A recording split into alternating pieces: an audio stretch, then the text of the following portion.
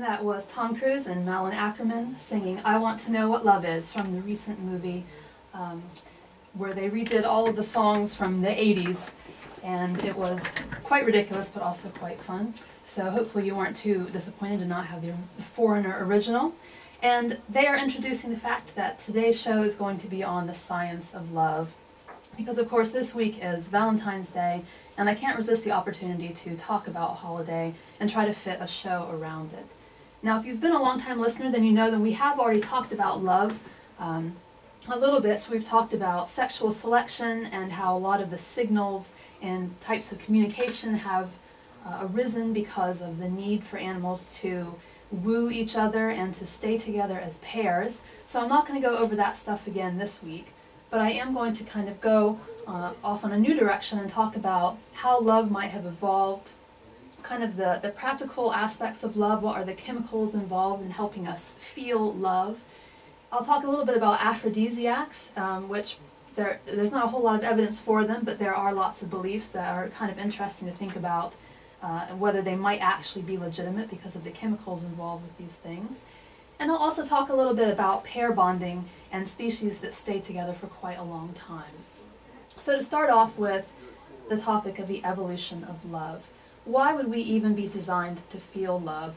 Anyone who's been in love and then maybe no longer is in love knows that it can be quite a painful experience.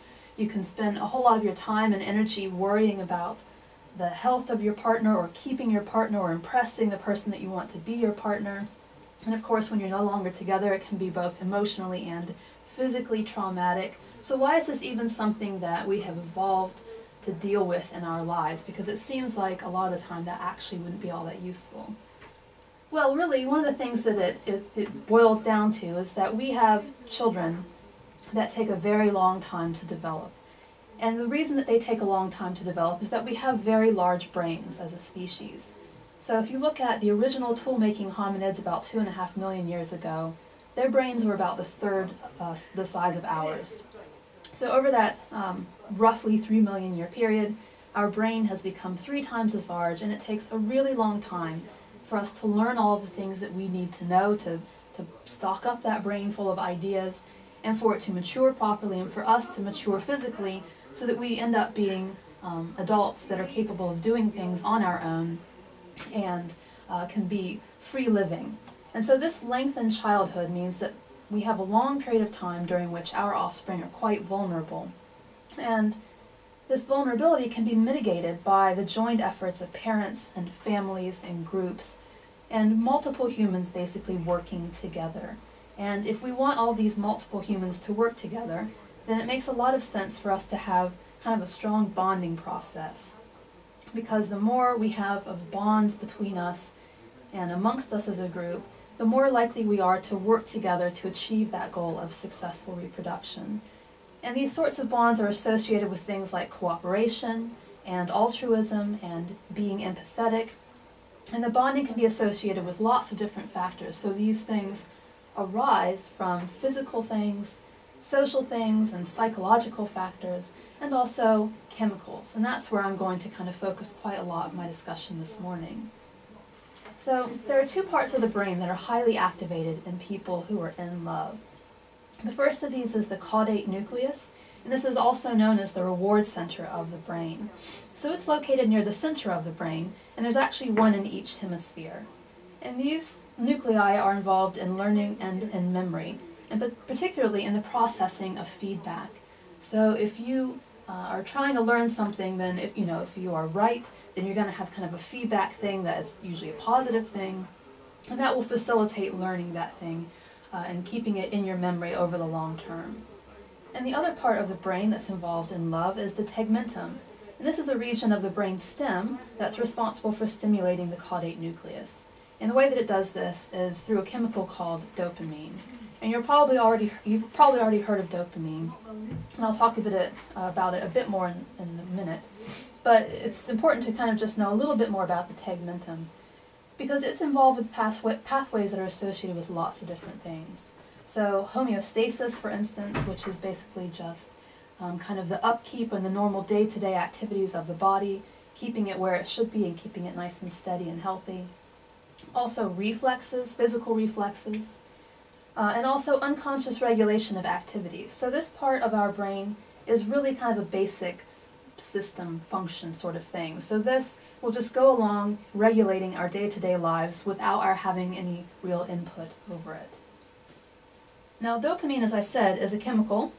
It's a neurotransmitter that's responsible for reward-driven learning. So obviously you can see how it might be important if the tegmentum is producing dopamine that acts on the caudate nucleus, and the nucleus is involved in learning and memory, then suddenly this is all becoming quite clear.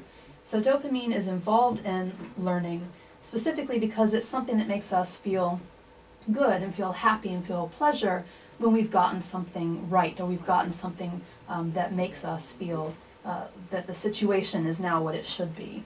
So it rewards, basically it rewards us because we increase dopamine levels, and it makes us feel quite happy and it makes us feel quite blissful. And this is the same thing that is achieved by lots of addictive drugs. So things like cocaine and meth and other stimulants will also affect the dopamine system and make us feel quite happy. And that's why we become addicted to these things. And in fact, you can become addicted to the feeling of love as well.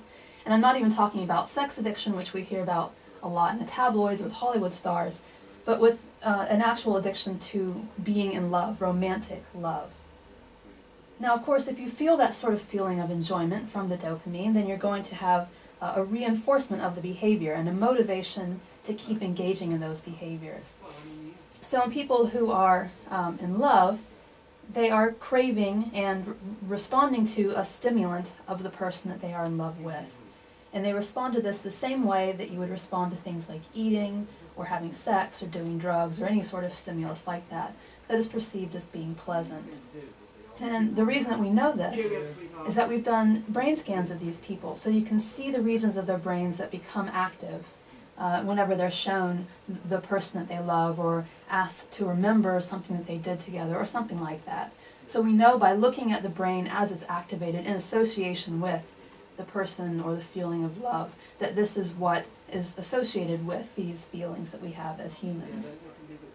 And amazingly, it's actually the same patterns of brain activity, the same regions that are lighting up in people who win the lottery or take drugs or do diverse sorts of behaviors.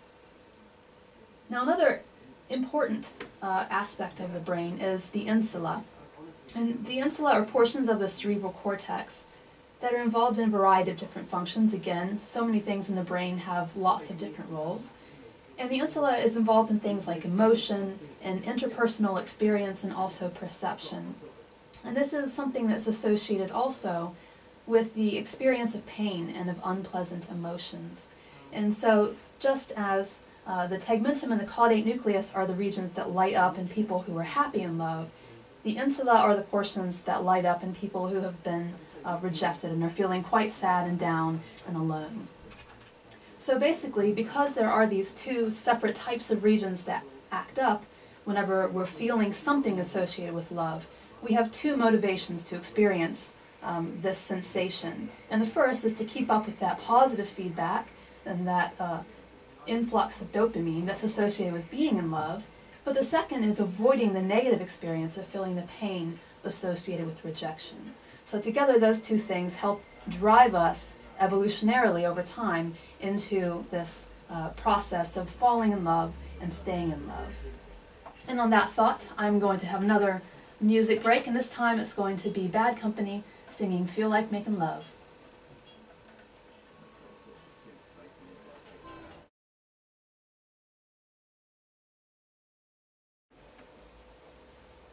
That was Bad Company singing Feel Like Making Love. And in case you couldn't tell, at the top of the show, I was completely blanking on the movie from which I Want to Know What Love Is came, and it's Rock of Ages. So sorry, if you were dying to know, now you have your answer. And as you might imagine from hearing those two song titles, today I am talking about the science of love. And before the break, I talked a little bit about kind of the parts of the brain that are involved in romantic love. And now I'd like to think a little bit about what is distinct between feelings of love and lust, because those are driven by different chemicals and different sections of the brain. So lust is associated with activity in the hypothalamus and the amygdala, And the hypothalamus is something that links the nervous system and the endocrine system. So in other words, it kind of puts together hormones and brain function. And it performs a variety of tasks, again, like so many parts of our brain.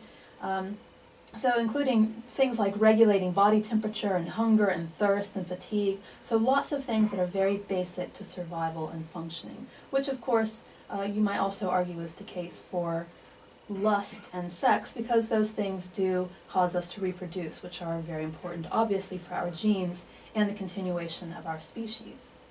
Now, the amygdala is important in the processing of memory and emotional reactions, and it influences the hypothalamus to activate the sympathetic nervous system. So this is what is responsible for, again, homeostasis, so kind of just keeping up the status quo and keeping us nice and healthy, and also the fight or flight response. And if you've ever been in love and you've gotten those butterflies in your stomach and the tingling palms and all that sort of stuff that goes along with being quite nervous if you are faced with someone that you're quite infatuated with, then you'll recognize that the fight or flight response is something that is, in many cases, quite closely linked to being in love and experiencing lust, especially in those very early stages. So together, these parts of the brain are associated with arousal and readiness for action, and obviously this is not just for a physical thing that's happening out in the environment, so if you need to be ready to run away from a predator, for example, but it's also, in this case, related to readiness to do something about a potential partner that's in front of you. And it's amazing that actually these things are are activated in lots of different activities. So it's not just when you are shown someone that you're really infatuated with, but maybe you're just simply sitting there thinking about them, or thinking about some other pleasant thing, or maybe you're at a football game and you're cheering on the team that you like the best. So these same parts of the brain are involved in all of those different experiences. And so actually there are lots of different things that we do that kind of go along the same axis, if you like, of being really obsessed and into something. So lust and love are just kind of one aspect of that. So the differences in the parts of the brain and also the brain chemicals that are involved in love versus lust are probably responsible for the fact that we do tend to feel quite differently when we're experiencing these two states. So although there can be quite a lot of overlap, and you of course can experience both of these things with the same person, with love you tend to have kind of this deep, calm sort of feeling of attachment, whereas with lust there obviously is quite a lot more emphasis on the sexual aspects of things. And the fact that these two things are often related, even though they do involve these separate parts of the brain, are the fact that dopamine does increase testosterone production. And testosterone is really important for regulating the sex drive. This is especially true in men, as you might imagine, but also to some extent in women. And this is quite a complex thing that happens. So you've got dopamine being activated by a feeling of love, and the dopamine then impacts the testosterone, and this will go on to affect your feelings of lust. And so there is kind of this thing, this mechanism that links these things together. And when love is between partners, of course, the end point of all of this affection and arousal is that you have babies being made. And this can lead to increased fitness. And that is why we see these things evolving over time. So we evolve to love because it helps with our reproduction, and reproduction is what keeps the species going. And so the people that were producing more babies were the people who passed their genes on. And so these genes to experience love and to have this flow of chemicals were what we see increasing across the population and increasing in our species. And of course there are some little side stories that we could talk about where things get a bit more complex, but I'm just going to kind of keep it simple today and talk about the next phase of this process, which would be, as I said, we're talking about reproduction here, so the creation of the baby and the raising of the baby, which I said is quite an important part of this evolutionary drive, because we need to have these long-term pair bonds and affection in order to work together to raise these young during their very long, vulnerable juvenile period. So parental love is driven by yet another chemical and hormone, and you've probably all heard of this, and it's called oxytocin. And it's a neurophysical hormone that acts as a neuromodulator in the brain. So in other words, it is involved in the nervous system, and it helps it helps kind of shape the sorts of behaviors that we do. And I've talked about oxytocin before on the show in the context of having pets, and of how the links between humans and their pets often involve oxytocin, because interacting with pets will release oxytocin in us, and we can release oxytocin in our pets as well. And this seems to be one of the things that is responsible for the bonds that humans have with their animals. And so, if you ever talk about people that treat their pets like children, actually that is not far off the mark, because it is the same chemical that's driving us to have these sorts of attachments and to treat them in a certain way and behave a certain way around them. Now, oxytocin is found more in women than in men, and this is partly because it's released when a woman is pregnant and giving birth. And so this is a chemical that's really important during labor, because it helps facilitate birth, and then shortly after labor because it helps facilitate maternal bonding, and also it's important in the process of letting down milk and doing breastfeeding. However, it is also associated with slightly other kind of related but quite different aspects of reproduction. So oxytocin is also released during lovemaking, particularly during the climactic portions of lovemaking. It's also important in social recognition, in pair bonding, and in all parental behaviors. So both fathers and mothers will feel this, and it will help stimulate that feeling of attachment with their child. And a lot of times if you hear about those kind of rare cases where there's a parent that doesn't have this immediate sense of affection for his or her child upon receiving it in the hospital, there is often some chemical problem associated with oxytocin release. So some people simply do not have this surge of oxytocin, and so it makes it very hard for them to bond with their child. And it's not any sort of mental, psychological sort of thing. It purely does go down to whether the chemical has been released or not. Now, on a larger scale, oxytocin is really important in driving kind of tribal sorts of behavior. So people who have very cohesive groups and are working together tend to have higher levels of oxytocin. It helps them form these cohesive groups. Whereas people who are kind of feeling distrustful of others, people who aren't working together, they will have much lower levels of oxytocin. So it's a very important thing in regulating, forming these bonds, these social bonds that help us achieve various things together with our fellow species members. And this is why oxytocin is often called the love hormone or the tend and befriend hormone. And actually the tend and befriend thing is something that's specifically been associated with women, because it's been found that women, when they're feeling a bit down, will often seek out other women and to try to get kind of support and to have, you know, a mutual help session.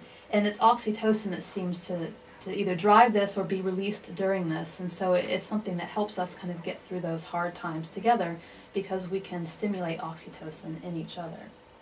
And as I said earlier, the end result of this chemical being released is a feeling of bliss and peacefulness and comfort and relaxation. So basically it's kind of an internal reward for bonding with people around you and for working together and for forming those relationships.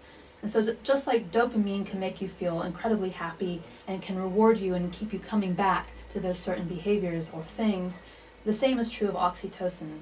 It basically is something that reinforces the fact that this is a good thing and we should keep doing it. Only it tends to do it on a bit more of an evolutionary scale as opposed to an individual one. And interestingly, oxytocin can be triggered in lots of different ways. So it's not just in females who are giving birth.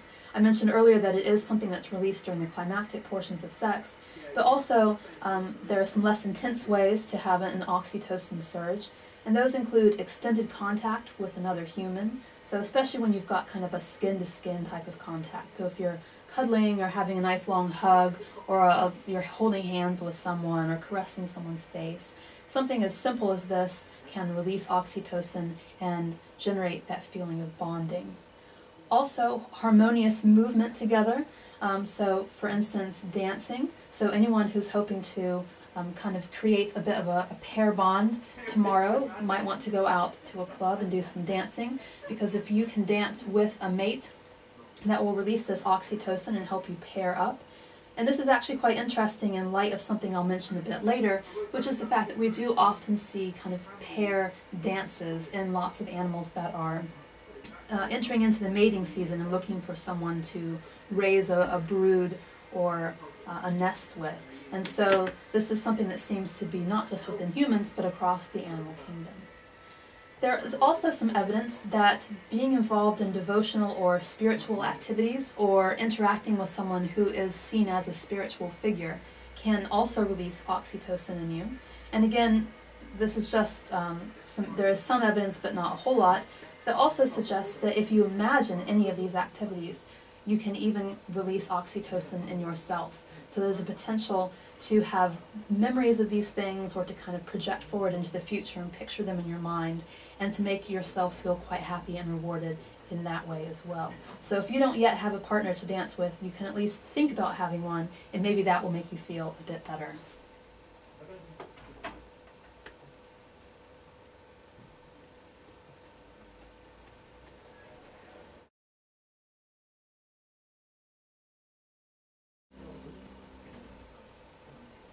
And that was Robinella with Oh So Sexy. And she has brought us to the section of the show where we're going to be thinking a little bit more about sex, but nothing too explicit for the middle of the day. Instead, I will be thinking a little bit about aphrodisiacs. So aphrodisiacs are substances that are thought to increase sexual desire. And I say thought because there's not really a whole lot of evidence that aphrodisiacs really exist, or that the things that we call aphrodisiacs actually serve this purpose. So the name comes from Aphrodite, who is the Greek goddess of sexuality and love. And a lot of the things that are called aphrodisiacs are thought to work because they contain something that can lead to a beneficial effect. But others are what we call as sympathetic magic.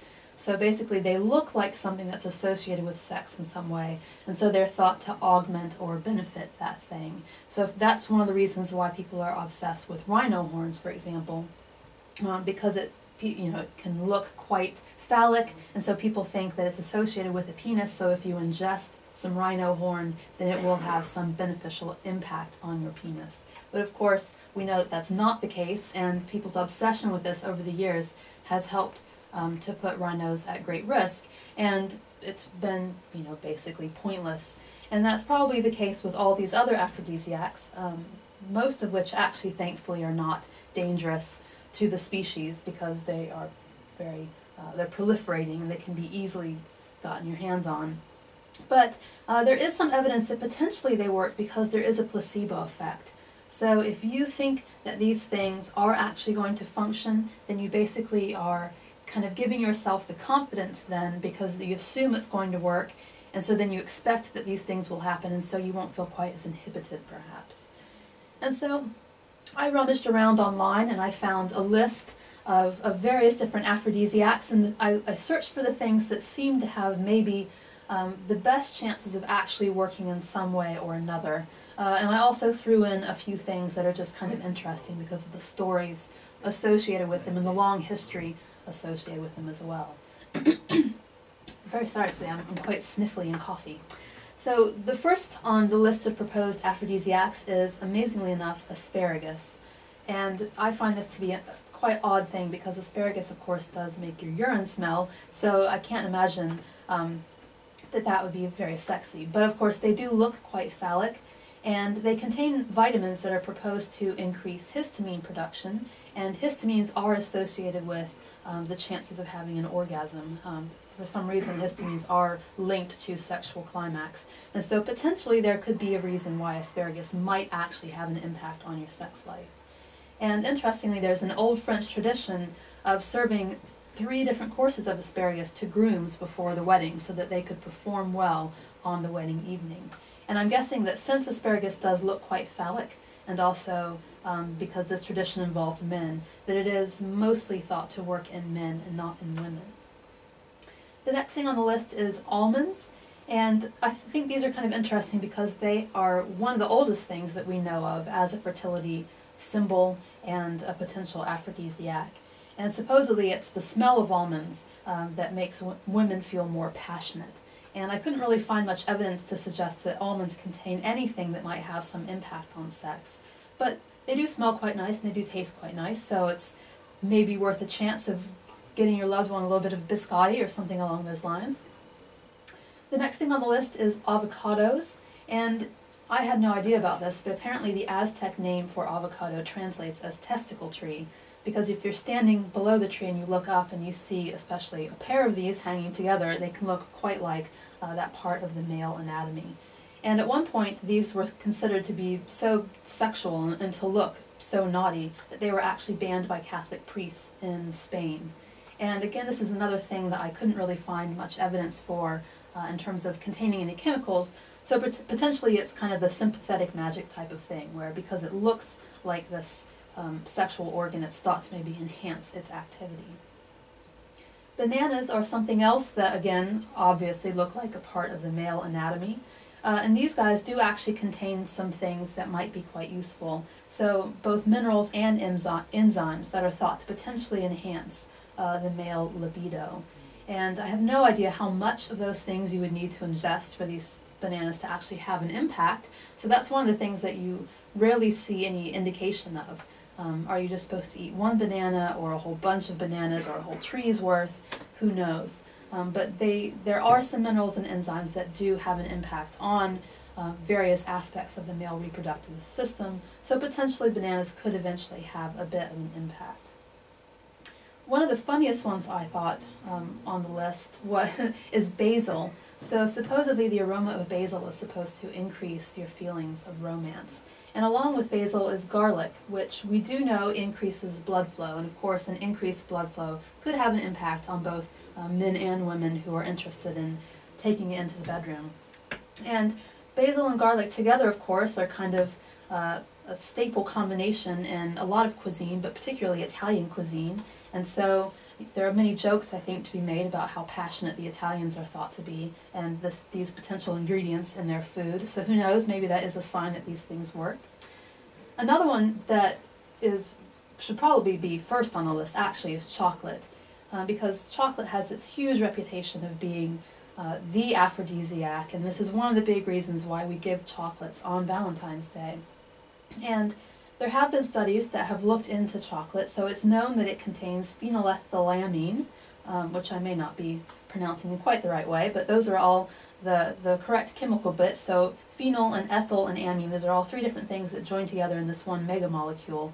And I'll talk a little bit more about it later in more detail. But basically, PEA, to give it a short name, and tryptophan together can work together to promote well-being and relaxation. And both of these things are found in chocolate. And the reason that tryptophan has an impact is that it's part of serotonin. And we know that serotonin is something, again, that regulates the mood in the brain. And so what has been found is that it is true that PEA can have a big impact on the way that you feel, and it is true that chocolate contains this, but you would need massive amounts of PEA to really have a noticeable impact.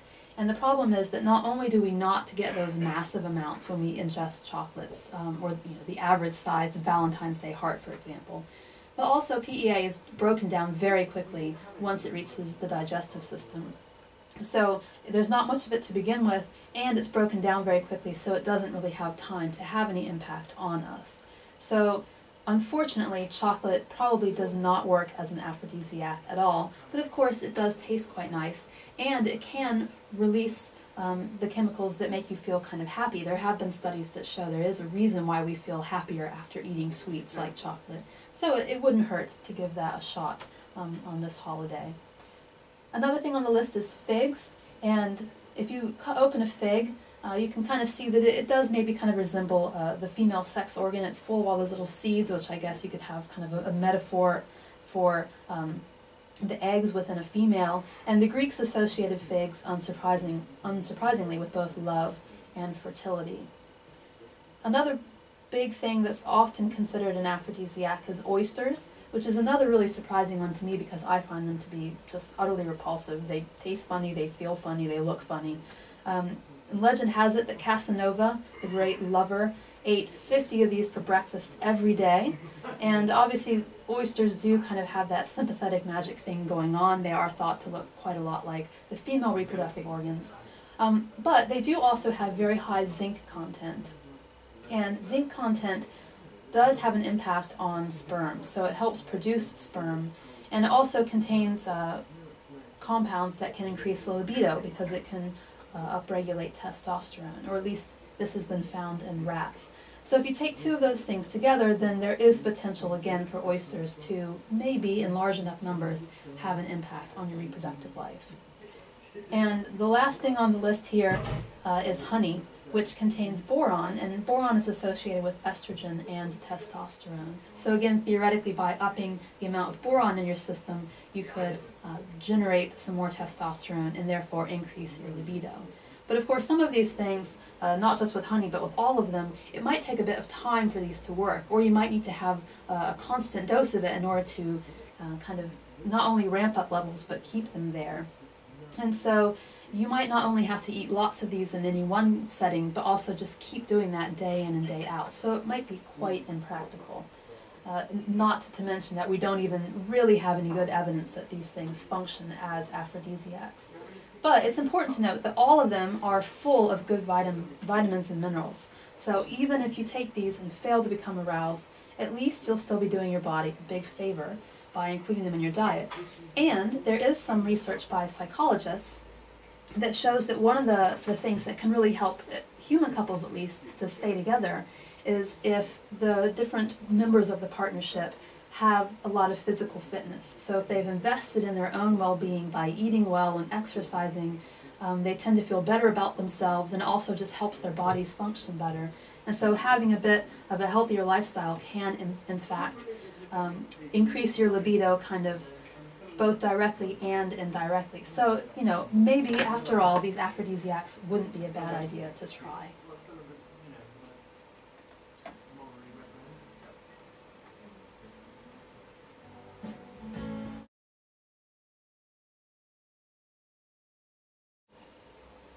And that was Neil Young with Only Love Can Break Your Heart. And just before the break, I was talking a bit about aphrodisiacs that you might ingest in order to help your lovemaking a bit. And in addition to the kind of foods that you might eat, there are some compounds that are associated with aphrodisiac activity and that people actually are investigating to make into capsules or shots or whatever that we could take in order to help out, for instance, people with erectile dysfunction or who have kind of psychological issues and can't relax and enjoy sex. So some of these are alkyl nitrites, and these were more commonly known as poppers, and they were gases that you could inhale, and they were quite popular from the 70s to the 90s in discos and raves. And these resulted in a surge of blood to the heart and the brain, and can lead to a sense of euphoria and a heightened experience of all of the different senses. And these aren't used quite as much these days, and they aren't really of that much interest scientifically, but back in the day they were developed by someone who actually was interested in the positive impacts of these things on the heart because of that surge of blood, and they were only then later adapted for use in kind of a sexual setting. Something else that's being investigated is melanocortin receptor stimulants, and these are investigated for use in the treatment of sexual arousal disorder and erectile dysfunction. And a lot of these things are being investigated in kind of plants and other natural things that we can maybe then extract the compounds from and figure out a way to synthesize them and make them in the lab. Now I mentioned PEA earlier, phenylethylamine, and it's present in chocolate, of course, and can stimulate the brain. So it may function like amphetamine and release epinephrine and dopamine. And again, it's rapidly metabolized once it's ingested, so very little reaches the brain. But potentially, if you could find a way to kind of alter this so that it could have the impact of releasing the epinephrine and the dopamine over a longer period of time, or if you could make it last a bit longer so that it wouldn't degrade quite so quickly in the body, then it might be useful. And in fact, other dopamine agonists are also sometimes discussed, but these things can have very unpleasant side effects. So these things that stimulate a lot of dopamine can actually have negative impacts on just functioning of various things and kind of the chemical balances in the body. And they're also useful for treating things that prevent lovemaking. So example, again, the erectile dysfunction. More so really than increasing the desire, which is actually what the definition of an aphrodisiac is. But the funny thing to think about is that if something were to actually release dopamine, or to keep the dopamine receptors active so that they think they have encountered dopamine, then actually basically you'd be performing the function of sex, and so maybe sex would no longer be necessary. And so you do have to be maybe a little bit careful about how much you develop these things, because people might just start taking these drugs and not bothering with all the stuff in between. And other substances that are often mentioned, things like alcohol and other drugs, they are often of interest not because they really make you have a higher libido, but actually decrease your inhibitions or enhance your feeling of sensation. But actually a lot of these things can be quite problematic, because even though you think that you might be a bit more sexually active, they're actually decreasing your ability to function, and so you're probably not going to be able to get it together and figure out how to get things working. So for instance, if you have had a lot of alcohol, obviously you might find that you're very impaired. And this is actually something that even William Shakespeare made note of at one point, that you think mentally you're very primed to go when you've had alcohol, but then suddenly physically you can't figure out how to even get your shirt off. So of course that is going to hurt the mood a bit. Now, from aphrodisiacs to pair bonding. So whether or not it has been artificially simulated, some pairs do get together and they do stay together and the dynamics work out well. And sex is only one of the activities that couples will do together. There are lots of things that many different organisms will do to strengthen a sense of bonding and to stay together over the long term. And we're not the only species that has a strong social bond, or that engages in sex and non-sexual behaviors in order to display devotion and kind of keep that bond going. So pair bonding behaviors are those that are associated with the formation or the maintenance of a bond with another individual, or even individuals. So examples of these include the duetting that we observe between males and females in many bird species.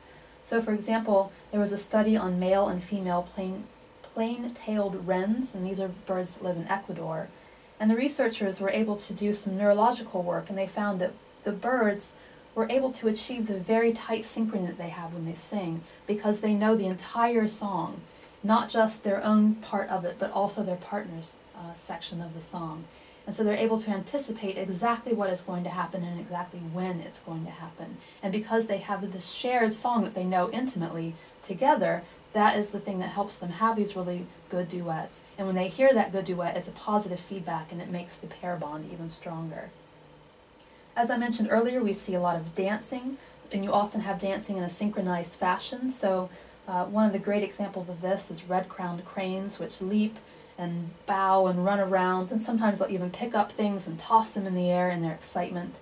And the chicks of the species will also do this, but it's kind of a play that helps them practice how to do it when they're older. Nest building behaviors can be kind of a metaphorical and a literal cement of a breeding effort. So flamingos, for example, are one of the types of birds that will work together to make a nest, and this can kind of help strengthen that pair bond. Mate feeding is another, and also preening, so things where you've got the individuals doing these things for each other. So mate feeding is great because you often will find that a male will pick up a berry or a seed or whatever and bring it over to the female and give it to her, not just when she's sitting on a nest, for example, incubating eggs or tending the young, but also right before they copulate. So it will be something where he kind of basically bribes her, but we can think of it as being something a bit more sweet and romantic than that. Now, pair bonds can come in many different lengths, from something that happens very short term because it's just during the mating event, or something that lasts for the lifetime of a species. And there are some animals that will mate for life and will never be with another individual once their first partner dies. And we tend to think that we tend to look at this with great skepticism these days, because genetic analyses have shown that actually a lot of the things that we thought were monogamous weren't really. But there are lots of organisms that are quite exemplary species, if you like. And I know that's a bit moral and a bit ethical to impose on these guys, but we are really impressed by these animals most of the time. So a few of the ones that are kind of on the hit list, if you like, are dik-diks, which I actually recently saw in Kenya. So these guys, if you see one, you'll almost always see another, because you always find them together in pairs. Black vultures, there was a study of something like 20 different nests in a small portion of their habitat, and not a single nest had any amount of extra pair paternity. So the female had only mated with her male, and the male had not tried to philander with anyone else. So they were very faithful to each other and raised their young together. And there are some rodent species as well, so the Malagasy giant rat is an example. And these guys will mate for the long term and will only remate will only remate if their partner dies, and some of them won't even remate in that circumstance. And of course, on an emotional level, we don't tend to find this to be very attractive, but on an evolutionary level, it makes quite a lot of sense, because it does spread the genes around if you've got organisms that are cheating on each other. So it is quite natural that this should be a very rare thing, because they need to kind of get those genes from elsewhere and sleep around a little bit. But of course, that's not a very nice note to finish on, given that Valentine's Day is tomorrow. And it is true that in Western societies, there are rates of 20 to 50% extra pair paternity reported, although these are quite hard to come by and to really trust. But that is quite a high proportion of people that are having intercourse with people outside of their relationships, and they're having children that aren't being raised by the person that actually produced them. But humans are very intelligent, and we're very self-aware, and we can be quite altruistic and compassionate. And this means that a lot of us can actively choose to ignore temptations. And as I mentioned earlier, there are some behaviors that we engage in that are known to help keep couples together over the long term. And amazingly enough, most of these things don't have to do with buying roses and massive things of chocolate and going out to a huge meal on the 14th of February. Instead, it's things like good communication and mutual respect, sharing of common interests, and having a close friendship. And all of these things in long-term studies have been shown to provide a very firm foundation, so that even as the intense phase of the relationship ends, as you move from kind of lust into love, you have a very strong chance of maintaining that pair bond over the long term. So hopefully that will give you some good ideas for what to do for Valentine's Day. If you haven't gotten those roses and that chocolate, now you know that if you just have a really good chat, you can maybe make up for that and invest in the relationship over the long term. Or at least that's the excuse you can use tomorrow. So on that note, we will finish off with Otis Redding singing The Glory of Love.